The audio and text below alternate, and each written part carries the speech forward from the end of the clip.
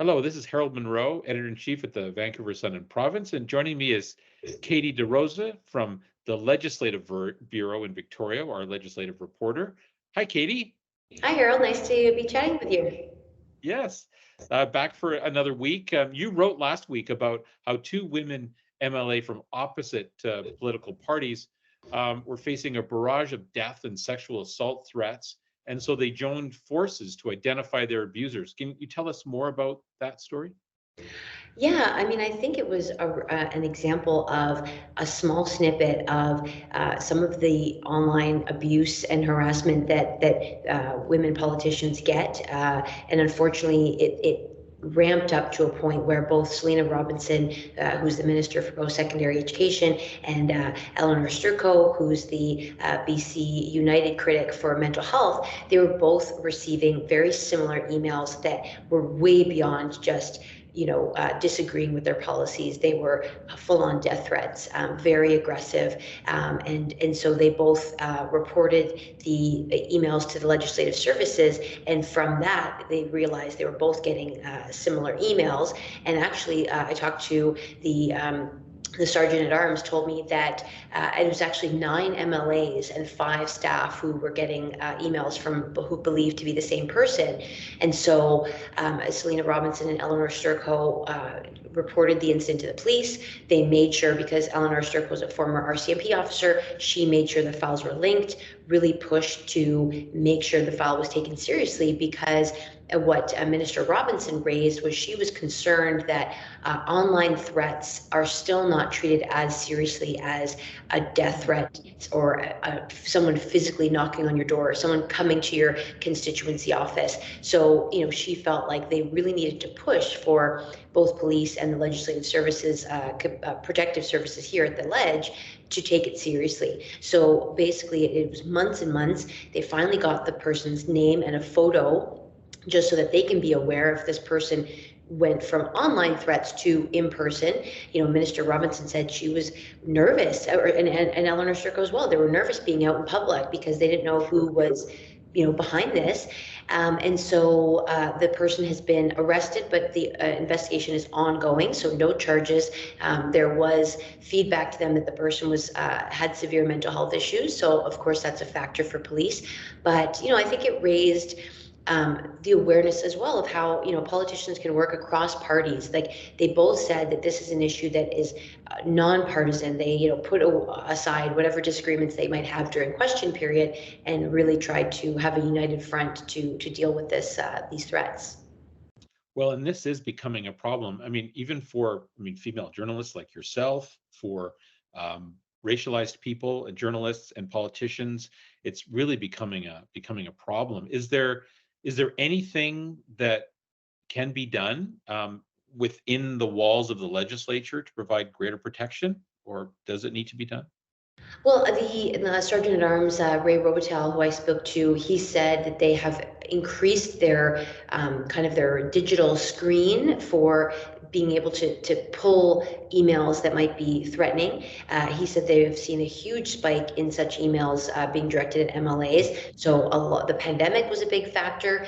So when they were getting in about 2019, about 100, 120 such, either threatening or aggressive emails, that number has spiked up to in the 600s just so far this year. So we're not even at the end of the year. So I think legislative services, they said that they are increasing, again, their screens to be able to catch this.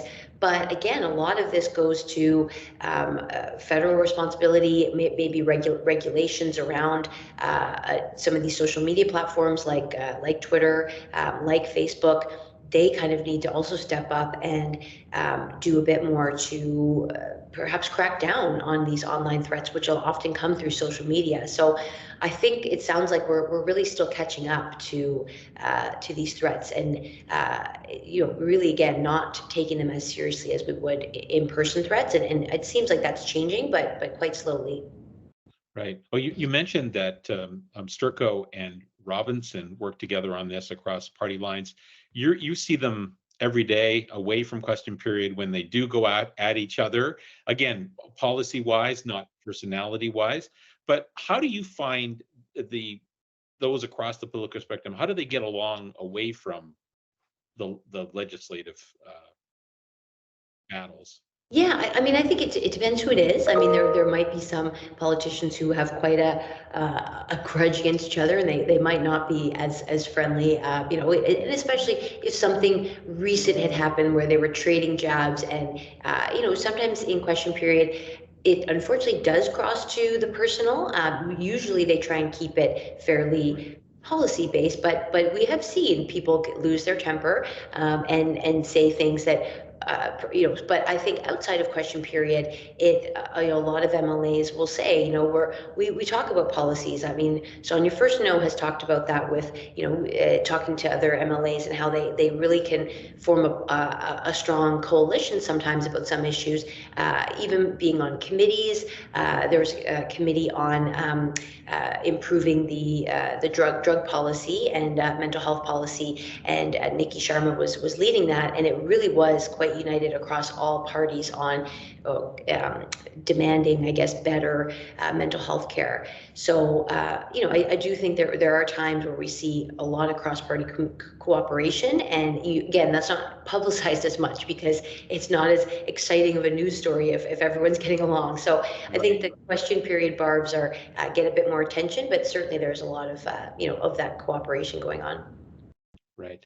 Well, sticking in the legislature, last week you told us about the Conservative Party gaining official party status when we saw a BC United MLA defect, Bruce Bannerman defect over to the Conservatives. So now we have 4 parties with official party status in the legislature, which is unusual, I believe. So what happens now as far as who gets the resources and who gets to speak during and ask questions during question period? What happened with that on Friday? Yeah, so there was a Legislative Assembly Management Committee. So that's the committee that oversees the legislature's finances. And the question before the committee was, should the BC Conservatives get equal amount of funding for the leader's office as, say, the BC Greens? And so the parties that are not the official opposition, so obviously the BC United are the official opposition, the other parties get 50% of that leader's office budget. So that amounts to $340 something thousand a year. So at the before Friday, the BC Conservatives were not eligible for that because there was no mechanism for a fourth party. So now the language has been changed, not to say third party or fourth party, but any party that's not the official opposition will get that certain amount. And that is in addition to the set funding that is given for each MLA. So obviously the Conservatives and the Greens both have 2 MLAs, so they will get a amount of funding proportional to each MLA that they have. And also in question period now, when the legislature resumes in October, we will see the BC Conservatives be able to ask questions daily, just like the BC Greens. So official party status does give them quite a more of a platform. So what are they able to do with that $340,000? Basically, that's sort of their budget to hire staff, and then with staff comes, you know, more polished communications, and again, more ability to put themselves out there. So I really think that hiring the staff, you know, even being able to do the research. Sometimes, you know, opposition parties file FOIs, and they find the research that's going to make their opponents squirm a bit or not look great. So I think that that's the kind of resources they can access now. Right. And then, of course, we're about a year away from the next provincial election, and at this point, they probably would have a spot on the podium and in kind of a leaders debate as well. Yes, that's right. So likely that they'll have the a platform at the leaders debate, and again, that allows them to put out their platform to a larger audience. And we did see John Rustad get a little bit of a platform when there was the anti-SOGI, that's the anti-sexual orientation and gender identity. There was protests at the legislature, and on that day he released his policy on how he feels about social inclusion policies in schools. And so that kind of raised a debate about, okay, here's the BC Conservatives really setting themselves apart with those policies. Okay, interesting. I don't think Rustad was at the UBCM last week, the Union of BC Municipalities, but certainly all three of the other party leaders were there when the mayors and municipal councillors gathered in Vancouver for their annual convention. It's traditional, of course, for the premier to speak and for the cabinet ministers to hold court and hear from the concerns and aspirations of the local politicians. What did you hear from local leaders, or what kind of messaging was there for EB and his friends? Well, certainly a lot of the mayors were raising concerns about housing policies, and basically that they said, and Dan Fumano had an excellent column on this, that they are trying to build as much housing as possible, but the money for the infrastructure, schools and transit and hospitals is not keeping up with that pace. So there was about 24 people up at a podium for putting the pressure on both the federal government and the provincial government to increase transit funding, and then also during a Q&A with Minister Ravi Kahlon, Housing Minister Ravi Kahlon, quite a lot of pressure on the lack of infrastructure funding, again, to support those housing starts. Minister Kahlon sort of used kind of a common line, which is that they're pushing the federal government to tie housing funding to immigration, to acknowledge that BC is facing a record number of immigrants and newcomers coming, and that the housing needs to keep up with those, giving those people somewhere to live. It kind of ties to a joke that the premier made during his press conference on Friday, which he says, it was Friday, he said TGIF, which is actually stands for thank God it's federal. So, his critics might say EB is a lot of times on crime, on housing, kind of pointing to the federal government. We saw that on health as well. So he made a joke, but I mean, there's truth to it, that maybe this is a strategy that provinces, especially BC, are kind of saying, okay, sure, we can do this, but we need the federal government to step up. So I think that the message from mayors was clear, but also the province was kind of using that the same line about, well, what about the feds? So if that's Right. a distraction, we'll have to see.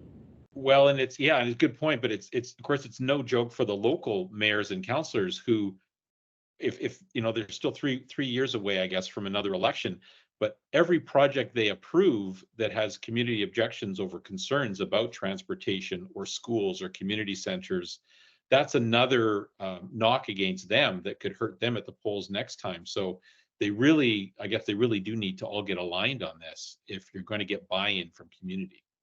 Well, yeah, and again, one of the tensions is that the province has pointed the finger at municipalities, saying we want you to, or some municipalities, to approve a certain number of housing starts, housing targets, and if they don't do that, they could face, the province has the right to overrule them and could rezone areas, and so municipalities have kind of complained that they are the scapegoat, like the province is always pointing the finger at them, saying, well, you're the reason that more housing is not going to get built. And some municipalities are saying, that's not true. We're approving as fast as we can, but there are projects that are stalled because they haven't gotten funding from BC Housing. So it is really a bit of pointing the fingers back and forth, saying who's not moving fast enough. And overall, I think people who are looking for a place to live just want to see the housing built. They don't really care who's to blame. They just want housing prices to come down.